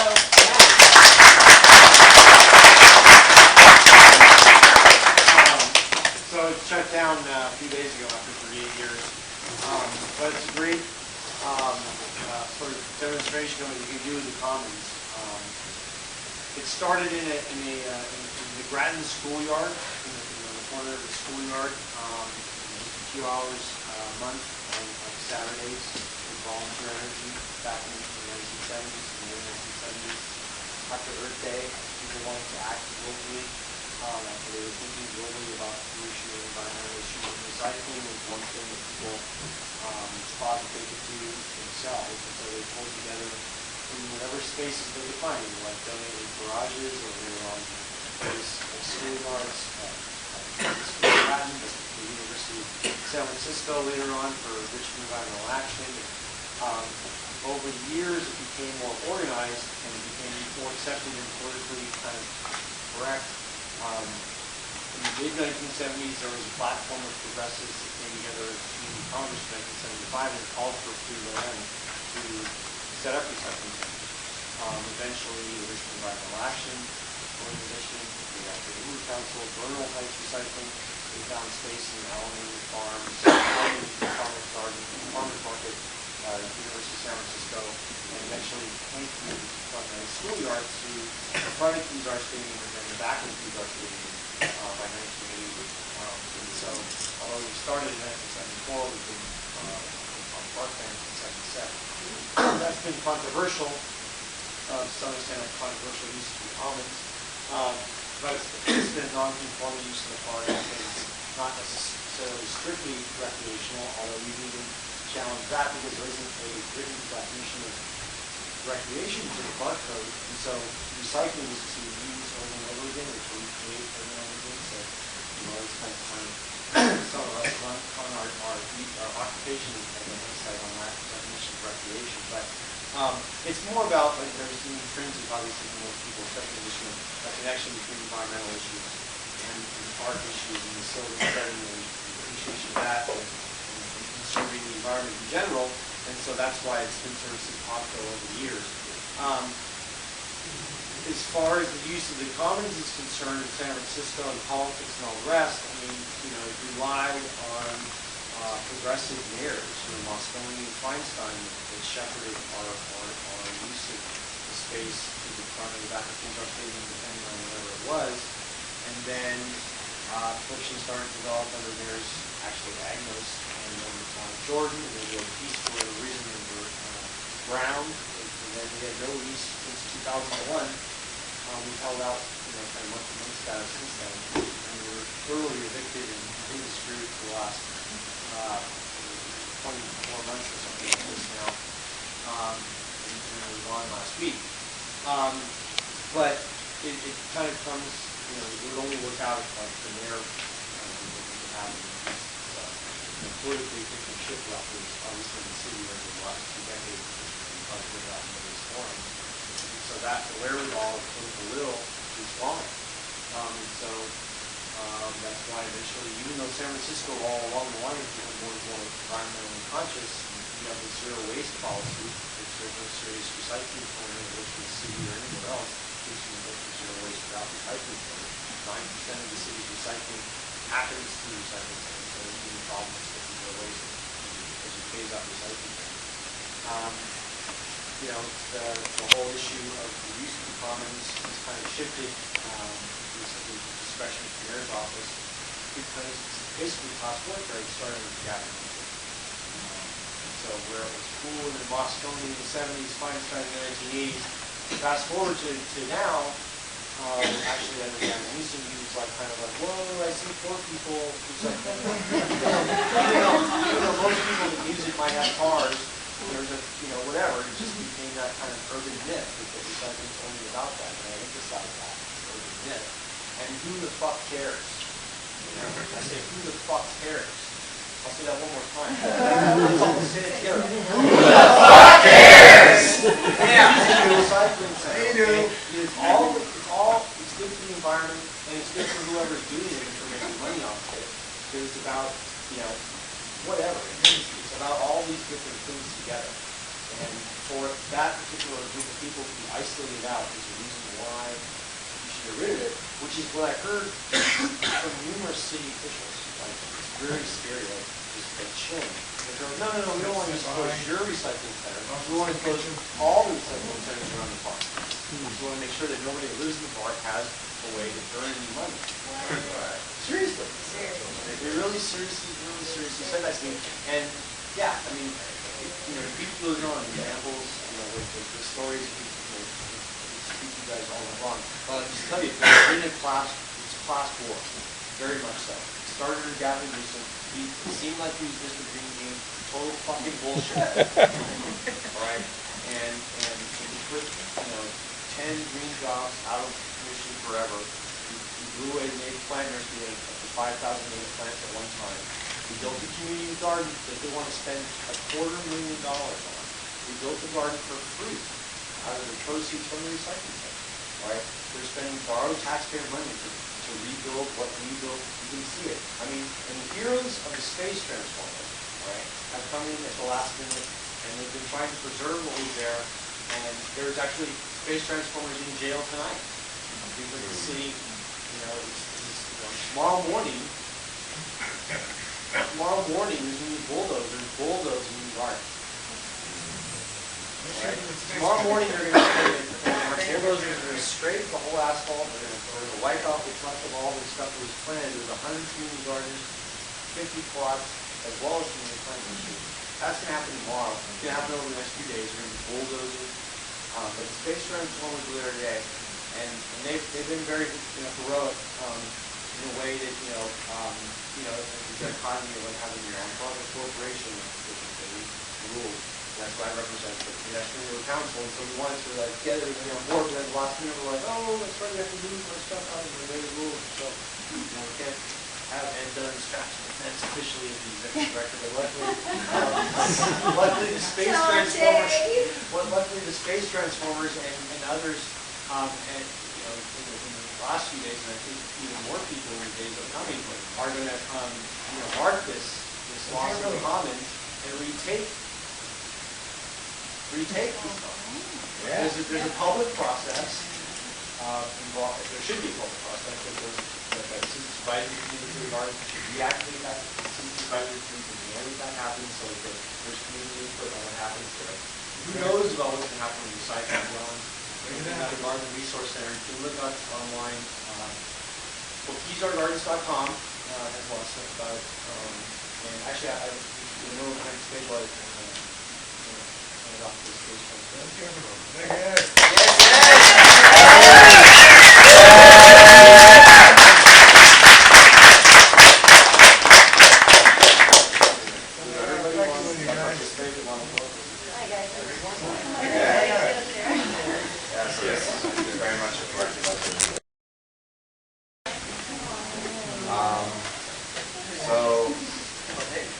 Over the course of a few months, starting with a rainwater catchment system and a greenhouse, we've been building what we call the Golden Gate Ecology Center at the site of Pleaser Gardens, which is 780 Frederick Street, right after the Panhandle. It's over here after the lost stop by. And the Ecology Center included a lot of things that we thought was very much needed in San Francisco and would be very beneficial to the neighborhood. So we had a tool share where anyone from the neighborhood could come pick up a free shovel, wheelbarrow, rake, pruner, and bring them to their gardens around the city and then bring it back to return so everyone had access to these tools. We had a seed library of hundreds of varieties of edible and medicinal seeds and other plants that people could come and access for free, and then once they harvested seed, they could bring seed back to the library so other people could get that. We had a library of books and resources on permaculture, sustainability, urban homesteading, organic gardening. We had garden beds where people could plant food and medicine and learn from watching those grow, and a greenhouse for starting seeds so we can give plants away to people for free around San Francisco. So we were creating this model in the interim while Hank was being evicted, not to demand that that's what should be there, but to show what we thought would be beneficial, and then to facilitate a neighborhood envisioning process of what that space could become. So we truly wanted to bring the recyclers, the community gardeners, the neighbors, the native plant enthusiasts, everyone together to envision what the space could be, to design it together, and then create that. We haven't really had enough time to be able to do that because of Hank and Pleaser Gardens getting locked out of the space, and a lot of what we had built being destroyed. So, anybody else want to take it? I think it's such a perfect night for us to be talking about this because it is so utterly about the fallacy that we, the little ant humans, own the sphere. What a joke. And we think that that entitles us to destroy everything in our path, including ourselves. And every time, whether it's fracking or whether it's mountaintop removal, every time a group like us comes together and makes a little tiny step and a little tiny stride, it is just the wave that is sweeping. We are instinctually freaking out because we're killing ourselves and we know it. And we are creative, and we're tied to that. We're tied to the feeling of being on a precipice. And fortunately, there's a swelling, growing number of people who are seeing that, oh, hey, corporations can't actually do that. We actually have some impact. We can actually make things happen. And the more we engage, and the more we work, and the more we fight, and the more we collectively work together and practice what that is, the better it's going to get next time and the more impact we're going to have. And making laws is so wonderful and impactful, but we also have to start thinking about the system. I love that you're changing the context of property and changing the context of rights. I mean, it seems insane that the one giant rock that gives us every single thing that we need to survive has no rights. And I think that this is a really perfect little representation, like a little tiny nodule of that.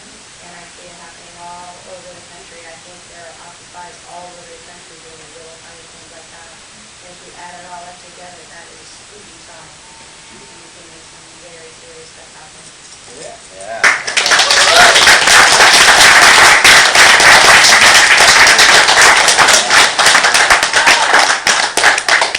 might be asking yourself, what can you do? How can you get involved? How can you help support the effort that we've been working towards to protect this common space and keep it common? So most importantly and most urgently is tomorrow morning. We have no idea how early they plan on starting their destructive process, but we plan on doing everything in our power to stop them from doing that. You don't have to necessarily put yourself in a arrestable situation, but the more people we have there observing, bringing media, telling other people, taking photos and video, bringing food. It's important what you're saying. The reason why it's really important, and Captain might be able to opine on this, is because they haven't even tested the soil. And they're talking about pulling up the asphalt, and they're going to get away with it because of their own power and their own right. It used to be a rail switching yard. The light rail trolley stopped, and the choo-choo train went to the beach right there. For years, there was a lot of oil and stuff seeping into the ground right there. They're going to like stir all that up, and even if it's not going to stir up into the drains and get through and get that into the water table, hasn't been studied. They're doing it on their own, basically signature without anything. Sorry. Yeah, no, absolutely. And if you are someone that is interested in, putting yourself on the front lines, we totally encourage that as well. It may be a day-long process where we have 2 at a time in the greenhouse, or supporting the beds, or harvesting, vegetables, or just being in the space physically that will make it more challenging for them if we have a diversity of people and a lot of people throughout the day physically in the space. But like I said, you don't have to necessarily, you can come and be on the outside and offer support in a variety of ways. So come early, come often. I want to take this opportunity to pass out a contact info. You can write your name, email, cell phone if you have one. We're going to be sending out a survey in the state. Well, and I can say one thing, like to give you a rough vision, a picture of kind of what happened today and what's happened over the last couple of weeks. Like pretty much what Ryan said, we were there gathering, holding space, a lot like some of the occupying camping stuff. It was a dynamic of personalities. It was, as inclusive as we could keep it all the time. There was very minimal drama. But today was really cool because we gathered at 3 p.m. to talk about, next steps. And there's already a little hole in the fence. And at some point, we had some conversations around GA. Everyone got inspired and said to go inside. A few people went into the greenhouse and sat down. And a bunch of other people were just there gardening and hanging out, really chill, much like the Albany farm, actually, Albany Park farm. So, if you're concerned about like what's going to go on tomorrow's action or whatever we're going to do, just to be pretty simple like that. We're going to be in there holding space, hopefully prolonging this process from happening. When the sheriff came, Mayor Curtin, with the first eviction, it was only like 20-30 minute process, totally non-violent, no arrests. So SFPD really once again dropped the ball and escalated. Broke a bunch of glass and really ripped these guys apart. They're pretty brutal. Hey, Jeff, my boy through the glass. Yeah, they were tied up inside the greenhouse, getting glass broken over them, and then We don't want to thrown scare you out. You don't have to go in the greenhouse. Come and be on the fence. Just for people to come garden. If you want. Utilize the space. Gardening. The other man I was arrested for potting plants that were in the garden bed. We had 2 cases. We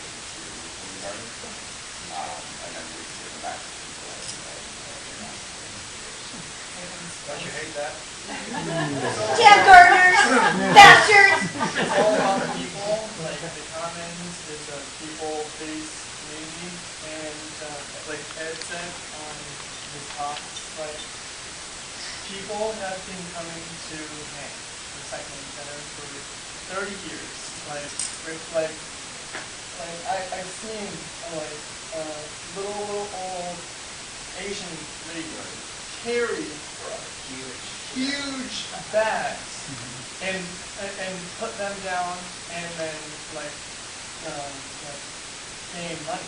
And the thing is, we are not doing it for like the corporation are not people, and like we as a collective are doing it for the people. Homeless like gardeners came, like Ed said, on 2 days ago, 3 days ago, like homeless people came and gardened on their beds, and like they have no whereabouts to go because they don't have land.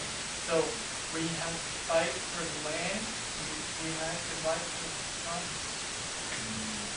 Park and Rec, we're negotiating on and off, and lawyers and courts and judges on and off for 2 years or so. But the last thing we had in the mayor's office, we were like, well, what about the people that are gardening there currently?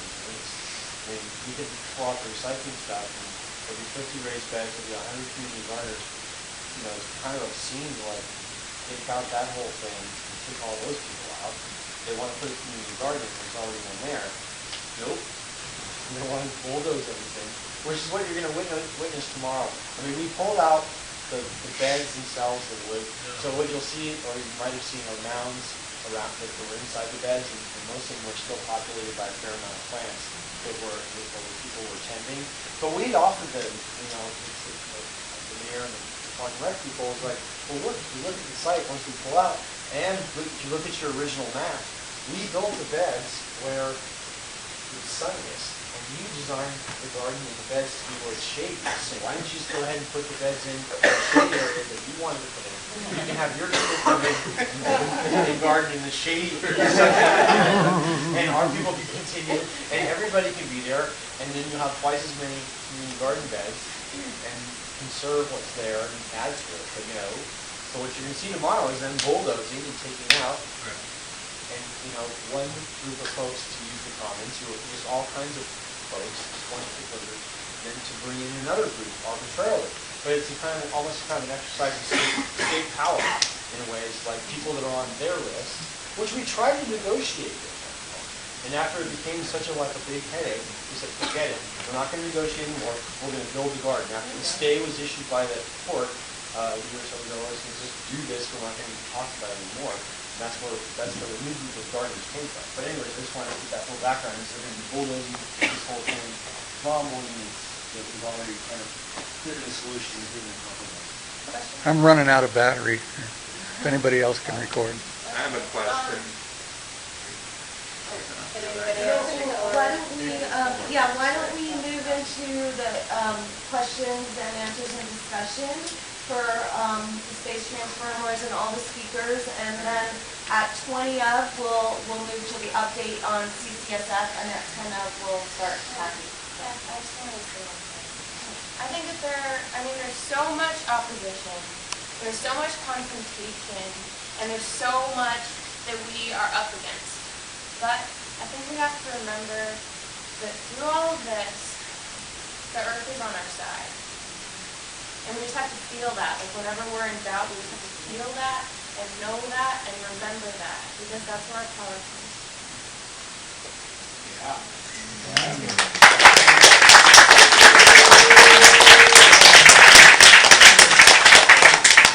Okay, so why don't we take numbers for questions? Just raise your hand and I'll give you a number, and if it's okay for the space transformers or any of this districts. Oh, yeah, sure, if you want. You guys feel free to talk. Well, because there's other speakers who were there. Or wait, all the speakers. We'll do my recess, we can see you. All right. Feel free. That's the spirit. Okay, do we want to have the update on CCSF first so that it can get, videotaped? We could do that. Sure, we have one more comment and then. Sorry. So, as three people got arrested today, after this meeting, we will be rallying right across the street where we have bombs and serving, and then we'll be marching over to 859 and jail over there. There's at least 45 people here, and There's 52. This would make a great crowd, like if we all did that, that would be so cool. And we do have someone with a van who might be able to help, possibly. So, Bob, this is Bob, who's been working on the issue of Save CCSF, our educational commons, there's a lot going on there too. From a historical perspective, as a follow-up, soccer fields. I was born in San Francisco and raised here. And it's true as a kid, everything that was valuable to me as a kid was basically free in San Francisco. That included the zoo, the museums, the playgrounds, everything. You did pay 10 cents to go swimming in Florida. Yes, I totally did that. And if you didn't walk there, and you had to take the streetcar, it was 15 cents. Things have changed. My purpose here is to invite as many people who are able to commit to an action, nonviolent, just an open protest demonstration at City College. And this will begin on Friday at 9 o'clock. Good morning. It will be at the Diego Rivera Theater. You'll be meeting outside. The idea is to have a picket because the chancellor is going to be speaking inside. It will be her opening speech. And she has deservedly garnished the derision of the students and the teachers.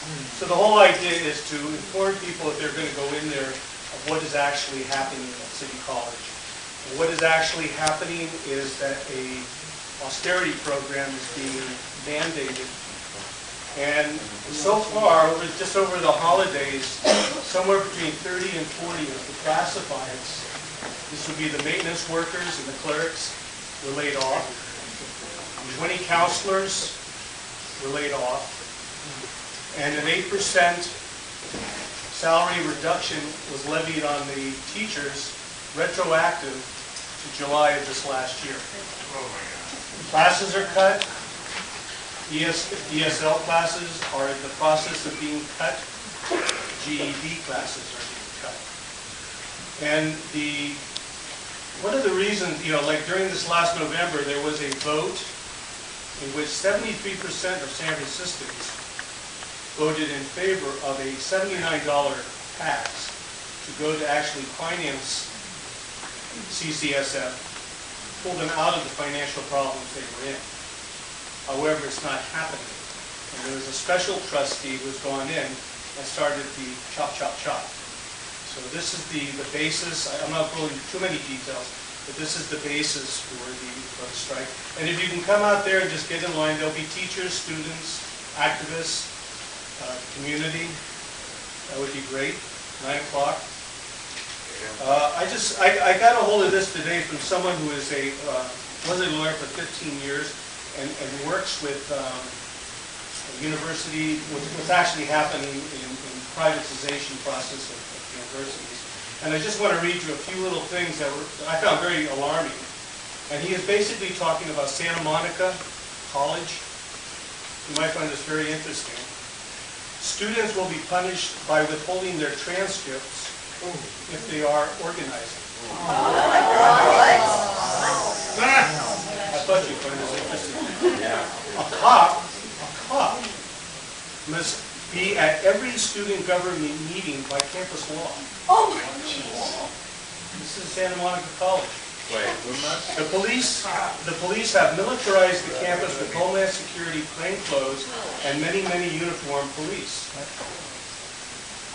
This is the interesting thing. Jack Abramoff's son, we all remember Jack? Casino Jack? Is going to run for student body president and meets regularly at the home of the president of the college. It's a Chinese name, Chui Song. It's a setup, and he will do what his dad did and Rode did on campus. The theme he will run on is education at any cost. Mandatory mentoring now for all students. They must meet with a mentor like a probation officer to ensure that they are on track in meeting SLOs, whatever they are, and graduation goals. The Bill Gates Center is behind much of this. The student paper, the Corsair, takes for-profit college ads, and I did a PR request, well, I'm sorry, yeah, and got the numbers. I am a public interest attorney. This is the guy who's writing to me about this, but do not practice law anymore. I taught at Hancock College for 15 years and online.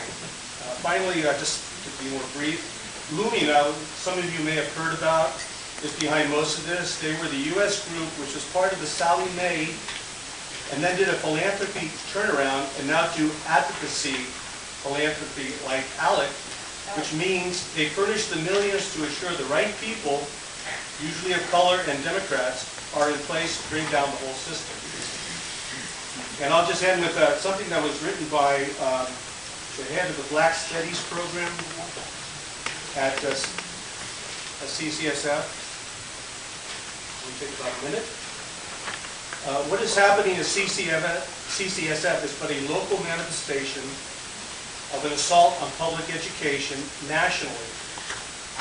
Nor is any of this peculiar to the United States. I can't imagine that anyone in this discussion doesn't recognize this. With respect to the assault on public education, nothing is particularly unique about our situation. Nor is the response of those charged with whittling us down to size, or the apparatchiks sent to do their bidding. Nothing in their plan for CCSF will benefit students. Nothing. Laying off classified staff, more than 30 last count. Laying off counselors, just shy of 20 last count.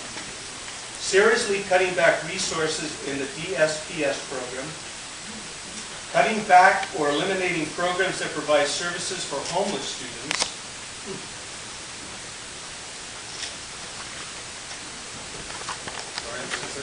Doing the same to the Second Chance program, increasing class sizes, etc., etc., etc. There is nothing in this that will improve the education of our students or that will increase their success. This entire scheme has nothing at all to do with improving educational outcomes. Equally frightening is the ineptitude evident in the way that this is being carried out. Those of us who attended, now he's talking about the heads of the different departments. Those of us who attended the December meeting with the interim chancellor and the various consultants, which he describes as men in suits who sat there stone-faced and indifferent during the entire session, could not help but be dumbfounded. As chair after chair stood up and asked clearly and for the most part, non-confrontationally, how the proposed new school structure would address the requirements, needs, and functioning of the departments. Like a broken record, the response was, we're studying that data. We're still collecting that data. They did not and do not have a clue as to how any of this would work. What's worse, they seem to be indifferent to that fact. These are the hands that we are in, and as he ends it, if there ever was a time to resist, it's now. Again, you're all invited. Please come out. The more, the better. And really, this is really, and they actually have sort of an agenda that's leading up to an eventual march on the City Hall to confront the mayor and the supervisors. There's several, the more people that are there, the better chance we have. At some point, we'll see what happens. I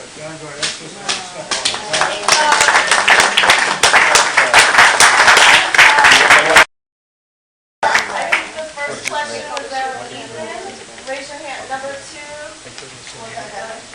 Well, this question is for the Hank Space Transformers, whoever wants to take it. So there's a very annoying person who persistently posted on the Occupy Bear United mailing list, who said that basically the only reason that Hank planted the community garden was so that it could make the argument that there was already a community garden. And I doubt it's true, but I'd like you to address that, just so we know, so I know. Okay, number two. I'm speaking now, I guess? Well, I'd like to answer. Ed isn't here right now, but I think that, is he here? He's here. Can we take that question when Ed gets back? All Yeah. right. Okay. I just wanted to make people aware that in Oregon there's a volcano called the Newberry volcano, and a corporation called Newberry is going to be fracking the volcano Delightful. this year to generate steam to spin a turbine. And they're fracking volcanoes in New Zealand, and I suspect they're fracking volcanoes around the world, but they're not telling the public. And I suspect that the fracking is causing eruptions, and again, they're not telling the public. They're using the fracking chemicals. They're drilling down 3 miles deep into the side of volcanoes and injecting all those fracking fluids and depleting aquifers, injecting tens of millions of gallons of our water. And this is just a new disaster that we need to fight. And Google and other corporations have given $40 million for the fracking of volcanoes. The state of California has put another $21 million into it. So watch out, this is the new thing. Does anyone want to speak to that, or to the other? Yeah, I think it begs the question of when do we finally stand up? Thank you. So in response to what was talked about with the school, this last summer when Oakland Unified School District shut down 5 elementary schools, people went and sat in at Lakeview Elementary School, and they started the People's School for Public Education, and they ran and school there for 3 weeks straight. Kids would be dropped off by their parents, they would sign consent release forms, they would stay at school from 9 a.m. until after 3 p.m. They would go through social justice and PE and gardening and all these other classes. So in light of that, I want to say that we can create these things ourselves. We don't need to wait for the powers that be to create them top down. I've seen it done before. I've seen a school operate where no kid was hurt and every kid learned a lot and became really enthusiastic about growing food and motivated with my own eyes in Oakland. I've seen the Golden Gate Ecology Center be a functioning ecology center for weeks where people would come and borrow seeds and tools and get pre-compost and soil and mulch and learn about gardening and these kinds of things. We can really create these things for ourselves. So I think that it begs the question of when is it time to look past, basically asking the powers that be to make the changes for us from the top down, when do we actually stand up and make those changes from the bottom up? So that's my question. If I could just add to that on the subject of fracking. So the work we do is about communities standing up to say, we're not asking city government, we're not